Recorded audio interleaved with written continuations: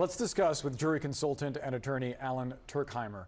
Alan, thanks so much for being with us. This note from the jury: we have a juror, number 25, who we are concerned cannot follow your Honor's instructions. What do you read into that? Well, there's a wild card on this jury, and that is significant. It happened incredibly quickly. There's a lot of give and take, back and forth. Deliberations can get incredibly heated, and that's part of the process. And in my experience, whenever there's a hung jury or the jury is fully split and they can't move on, it's because one juror says something to the effect of, look, I've made up my mind and there is nothing anybody can say to me that's going to make me change my mind, period, end of story.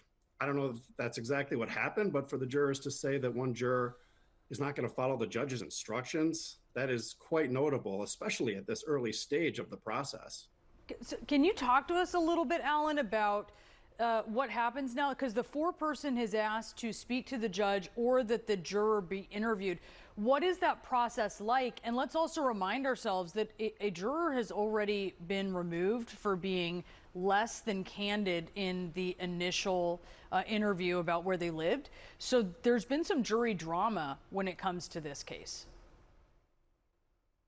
Absolutely. The judge has a lot of authority now, and there's going to be an interview, and this juror is most likely going to be told what the other jurors had to say and what they feel about it. And they're going to have to answer some questions. And then it's really up to the judge to decide, all right, I don't know if this juror can continue to deliberate, but they've already started. So there's already good grounds for any type of appeal by the defense should there be a conviction. So this is really a possible mess and a major headache at this early stage of the game.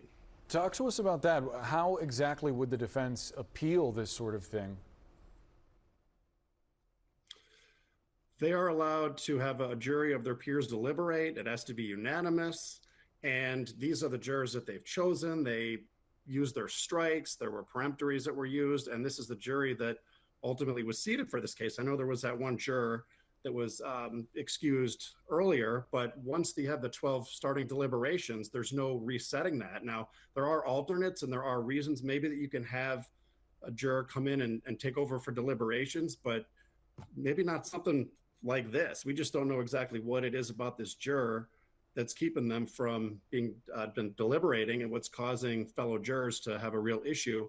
This note was just so incredibly swift. It's hard to imagine they really were that substantive in the deliberation process up until the point of discovering that there's a juror that's not willing to follow the judge's instruction.